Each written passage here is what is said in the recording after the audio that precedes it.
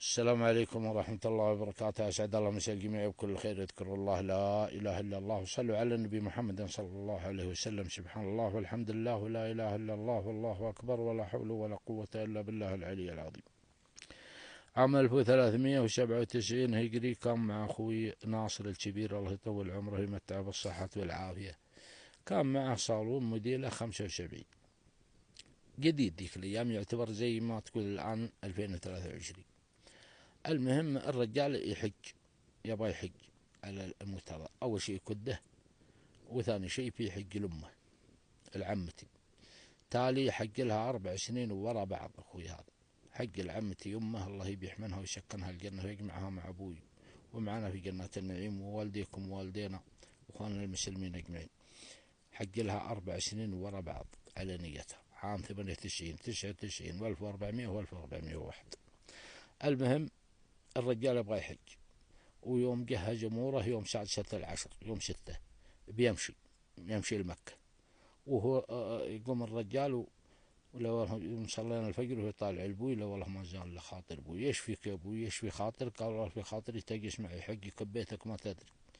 اجلس عندي يا ولدي ولا تحج. والله ماني مرتاح. قال على خشم. نزل عفشه من ظهر سيارته وجلس. ويوم جاء العصر وهو يطلع ابوي، انا ويا ابوي نطلع بنروح نسألنا عنا شغلات عندنا قبل المغرب. ولا والله نشوف السيارة ما تحركت، والأخوي طالع نصلي العصر.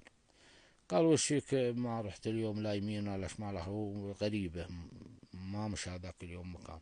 قال والله مقضي شغلي وخالص من أشغالي كلها، على إني بحج ومخلص شغلي، وأنت أنا ما حجيت وبعدين ما عندي شغل نروح له. قال تدري أم باقي في خاطرك حجيتك فالله يقبل منك، توكل على الله روح أنا مسامحك.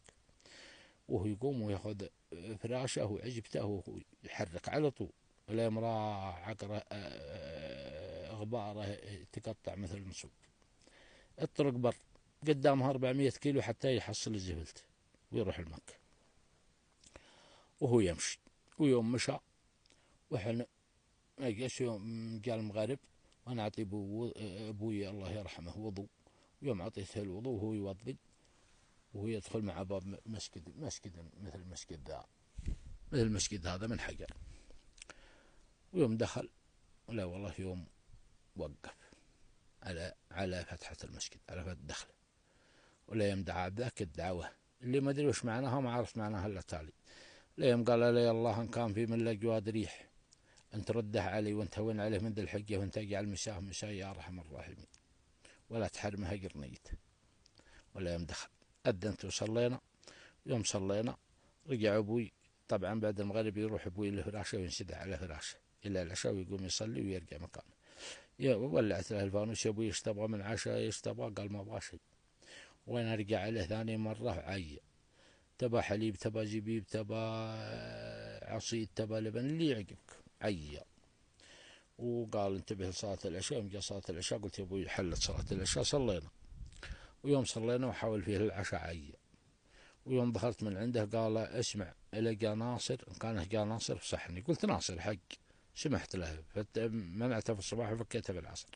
قال أعرف، لكن إذا جاء افصحني، إذا رجع يمكن يرجع افصحني. وحن نروح تعشينا عشان ما عاد نبغاه، متغيرين من الشايب وخايفين على أخوي الحاج، إذا ندري إن الشايب البو يتنبأ بكل شيء. المهم تعشينا أنا والخيل كلهم إلا أنا. جلست في البسطة ألف وأدور وأنا عمري 11 سنة. الجو صافي، ما فيه لا كهرب ولا شيء، ظلمة ما تشوف يدك. ونشوف نور السيارة إذا ما بيننا وبينها جبال على مسافة 40 كيلو ولا 30 كيلو. والله يا معاين، لو والله بسيارة ظهرت من قريتنا، القرية اللي تحتنا بيننا وبينها 7 8 كيلو. لو والله ان النور يتجرق بين الشجر يلف في يمين وشمال، ولا والله كان وقت اخوي. وانا جلست اتابعه وقد اتقي لي في محل، قديت لي في تقع واستناه يقرب. ولا والله يوم قرب ويوم وصل المفرق حقنا لا يملف صوبنا، وانا البد مكاني. يوم وقف طفى النور، لو والله ان اخوي وين هالصالون؟ صالون تويوتا 75 موديل. وانا عادي صوب الشايب. يا ابوي قال نعم. قلت أبشر بناصر، قال الله يبشرك. وهو يطلع، ويوم طلع له أخوي ينزل من السيارة قال وين لحقتك فين؟ وين لحقتك الدعوة؟ وين جاتك؟ قال لحقتني وأنا أصلي المغرب على دنن. دنن بيننا وبينه عد اسمه دنن، بيننا وبينه 170 كيلو بر. وهو نشب الضوء ونزين العشاء ونتعشى كلنا ونبسط الشاي ونبسط أخوي. وش علمك؟ قال والله أنا جيت على دنا صلاة المغرب ووضيت، ويوم كبرت المغرب قال لي ما ظلمت الدنيا تبوي ولا عاد أبغى لا أروح لمكة ولا حج ولا أجي ولا غدي، أبغى أرجع أشوف بوي بأسرع وقت ممكن. قلنا والله إن الشايب مثل الأمثال، وإنه هنية أنه يترقب لك وأنت معود. فبر الوالدين ودعوة الوالد حافظ عليها أنها تكون طيبة لك حتى الله يوفقك. إن قال لك أبوك شيء لا تعصاه، إن قال لك اترك ذي اتركها حتى لو مصلحتك فيها وفيها ملايين الدنيا، تراه منبأ بمستقبلك. المهم جلسنا وحق أخوي الله يطول عمره 4 حقيقة لعمتي الله يرحمها أمه ورا بعض.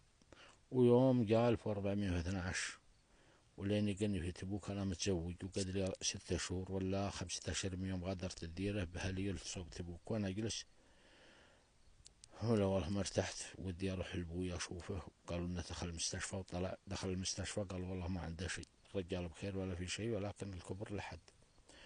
وأنا أجي يوم جيت لا والله أبوي بخير ما عليه يمشي حاله، وله في مجلسه على فراشه. ويوم رد الله ذيك الليل لا والله إن أخوي ناصر هذا رايح المستشفى، مستشفى بعيد ما هو بحولنا، بيمشي عند واحد من الجماعة حول المستشفى وبيوديها له حرمة عنده تعبانة بيوديها للمستشفى في الصباح.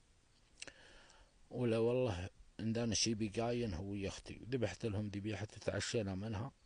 ويوم تعشينا شرى نشيبي وجلسنا عند ابوي. لا والله ان يوم اختار ابوي، ولا والله يوم تعب ابى اكلمه ابى يكلمني ابى يطالع فيه، لا والله ما عاد هو بصوبي. ولا والله اخوي ما هو بهنا، واستغربت ابوي لا يموت واخوي ما هو بهنا. يوم جاء الساعة 10:30 في الليل لا والله ان دخلت اخوي علي، يا رجال وش علمك ما انت في الخميس ما وجهت العصر المستشفى؟ قال لا والله رحت وخليتها لي وانا ما ارتحت وخفت على ابوي وعودت، قلت هالشايب تعبان. ساعة شاف وجهه فوقه منكبن عليه كذا ووكده، وهو يفتح عينه وهو يتمسك في دقنه ويقوم يجره مثل اللي يقول وين انت فيه، وهي نطقه الشهادة وليم رفع اصبعه ما عاد يتكلم.